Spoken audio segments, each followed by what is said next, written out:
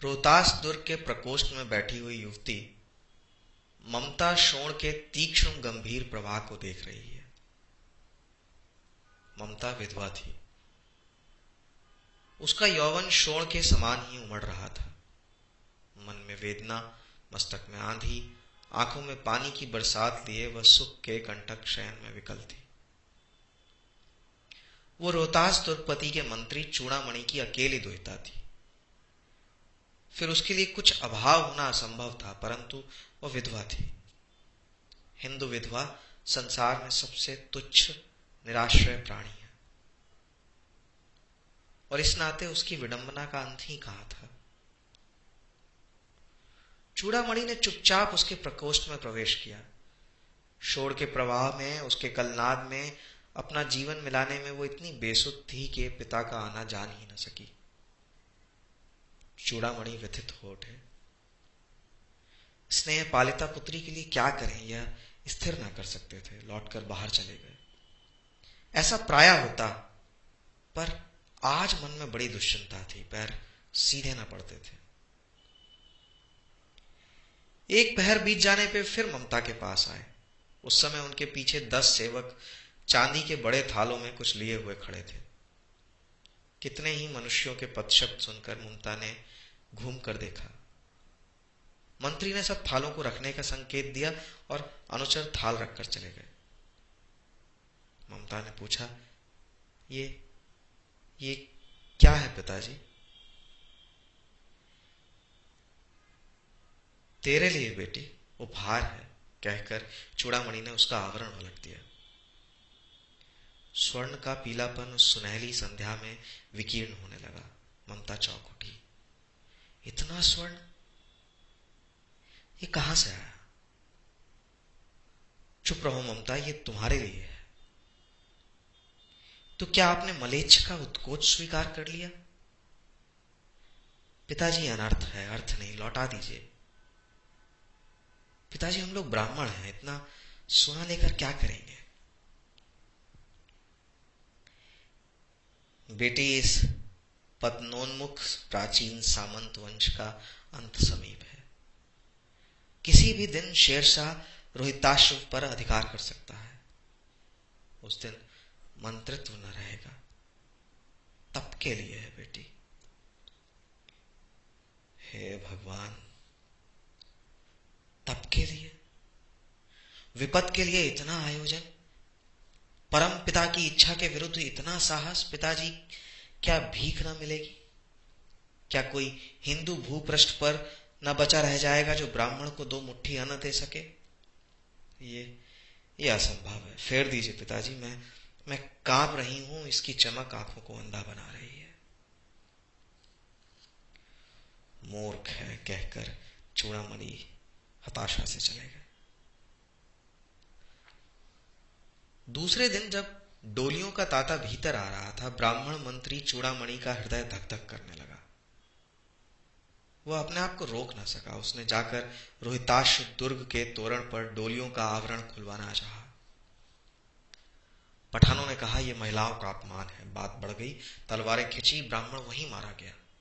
राजा रानी और कोष सब छली शेरशाह के हाथ पड़े,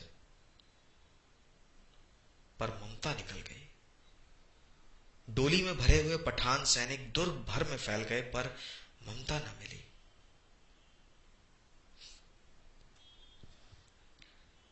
काशी के उत्तर धर्मचक्र विहार मौर्य और गुप्त सम्राटों की कीर्ति का खंडहर था। भग्न चूड़ा, तृण गुल्मों से ढके हुए प्राचीन ईंटों के ढेर में बिखरी हुई भारतीय शिल्प की विभूति ग्रीष्म की चंद्रिका में अपने को शीतल कर रही थी। जहां पंचवर्गीय भिक्षु गौतम उपदेश ग्रहण करने के लिए पहले मिले थे, उसी स्तूप के भग्नावशेष की मलिन छाया में एक झोपड़ी के दीपालोक में एक स्त्री पाठ कर रही थी। अनन्या चिंतयन्तो माम वे। तब तक एक विघ्न से पाठ रुक गया। एक भीषण और हताश आकृति दीप के मंद प्रकाश में सामने खड़ी थी। स्त्री उठी, उसने कपाट बंद करना चाहा। परंतु उस व्यक्ति ने कहा, माता, माता मुझे आश्रय चाहिए। तुम कौन हो? मैं मुगल हूं माता, चौसा युद्ध में शेरशाह से विपन्न होकर रक्षा चाहता हूं। इस रात अब आगे चलने में असमर्थ हूं माता। क्या? शेरशाह से? स्त्री ने होठ काट लिए। हां माता, शेरशाह से। परंतु तुम भी वैसे ही क्रूर हो। वही भीषण रक्त की प्यास, वही निष्ठुर प्रतिबिंब तुम्हारे मुख पर भी है सैनिक। मेरी कुटी में स्थान नहीं है। जाओ जाओ, कहीं दूसरा आश्रय खोज लो। गला सूख रहा है, साथ ही छूट गए हैं, अश्रु गिर पड़ा है, इतना थका हुआ हूं, इतना। कहते कहते वो व्यक्ति धम से बैठ गया और उसके सामने ब्रह्मांड घूमने लगा। स्त्री ने सोचा, यह विपत्ति कहां से आ गई। उसने जल दिया, मुगल के प्राणों की रक्षा हुई। वह सोचने लगी, ये सब विधर्मी दया के पात्र नहीं। मेरे पिता का वध करने वाले आतताई। ये सोचते सोचते घृणा से उसका मन विरक्त हो गया। थोड़ा स्वस्थ हुआ तो मुगल ने कहा, माता, माता तो फिर मैं चला जाऊं? स्त्री विचार करने लगी, मैं ब्रह्माणी हूं, मुझे तो अपने धर्म अतिथि देव की उपासना का पालन करना चाहिए, परंतु यहां नहीं, नहीं, सब विधर्मी दया के पात्र नहीं। परंतु ये दया तो नहीं, कर्तव्य करना है। तब तब क्या करूं? मुगल अपनी तलवार टेक कर उठ खड़ा हुआ। ममता ने कहा, क्या आश्चर्य है कि तुम भी छल करो, पर ठहरो। छल? नहीं, तब नहीं स्त्री। जाता हूं, तैमूर का वंशधर स्त्री से छल करेगा? जाता हूं, भाग्य का खेल है, तब नहीं रुकूंगा स्त्री। ममता ने मन में कहा, यहां कौन सा दुर्ग है, यही झोंपड़ी ना, जो चाहे ले लो, मुझे तो अपना कर्तव्य करना पड़ेगा। वह बाहर चली आई और मुगल से बोली, जाओ जाओ, भीतर जाओ, थके हुए भयभीत पथिक। तुम चाहे कोई हो, मैं तुम्हें आश्रय देती हूं। मैं ब्रह्माणी कुमारी हूं, सब अपना धर्म छोड़ दें तो क्या मैं भी छोड़ दूं? जाओ जाओ, भीतर जाओ, थके हुए भयभीत पथिक, जाओ विश्राम करो। मुगल ने चंद्रमा के मंद प्रकाश में वह महिमामय मुखमंडल देखा। उसने मन ही मन नमस्कार किया। ममता पास की टूटी हुई दीवारों में चली गई और भीतर भीतर थके पथिक ने झोपड़ी में विश्राम किया। प्रभात में खंडहर की संधि से ममता ने देखा, सैकड़ों अश्वारोही उस प्रांत में घूम रहे हैं। ये देख वो अपनी मूर्खता पर अपने को कोसने लगी। तब तक उस झोपड़ी से निकलकर उस पथिक ने कहा अपने साथियों से, मिर्जा, मिर्जा, मैं यहां हूं। शब्द सुनते ही प्रसन्नता की चित्कार ध्वनि से वो प्रांत गूंज उठा।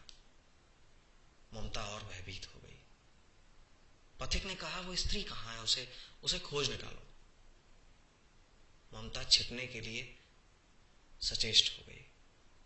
वह मृग दाव में चली गई। दिन भर उसमें से न निकली। संध्या में जब उन लोगों के जाने का उपक्रम हुआ तो ममता ने सुना कि पथिक घोड़े पर सवार होते हुए कह रहा है कि मिर्जा, मिर्जा, उस स्त्री को मैं कुछ दे न सका, उसका घर बनवा देना, क्योंकि मैंने विपत्ति में यहां विश्राम पाया था। यह स्थान भूलना मत मिर्जा, उस स्त्री का घर बनवा देना। और यह कहकर वे सब चले गए। चौसा के मुगल पठान युद्ध को बहुत दिन बीत गए। ममता अब 70 वर्ष की वृद्धा है। वह अपनी झोपड़ी में एक दिन पड़ी थी। शीतकाल का प्रभात था। उसका जीर्ण कंकाल खांसी से गूंज रहा था। ममता की सेवा के लिए गांव की 2-3 स्त्रियां उसे घेर कर बैठी थी, क्योंकि वह आजीवन सबके सुख दुख की समभागिनी रही थी। ममता ने जल पीना चाहा, एक स्त्री ने सीपी से जल पिलाया। सहसा एक अश्वारोही उस झोपड़ी के द्वार पर दिखाई पड़ा। वह अपनी धुन में कहने लगा, मिर्जा ने जो चित्र बनाकर दिया है वो तो इसी जगह का होना चाहिए। वो बुढ़िया मर गई होगी, अब किससे पूछूं कि एक दिन शहंशाह हुमायूं किस छप्पर के नीचे बैठे थे। ये घटना भी तो 47 वर्ष से ऊपर की हुई। अश्वारोही पास आया।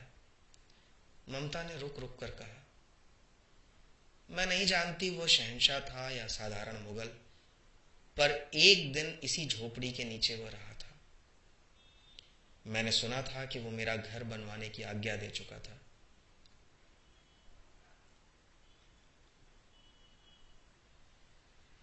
मैं आजीवन अपनी झोपड़ी खुदवाने के डर से भयभीत थी। भगवान ने सुन लिया, मैं आज इसे छोड़कर जाती हूं। अब तुम इसका मकान बनाओ या महल, मैं अपने चिर विश्राम गृह में जाती हूं। वो अश्वारोही अवाक खड़ा था। बुढ़िया के प्राण पक्षी अनंत में उड़ गए।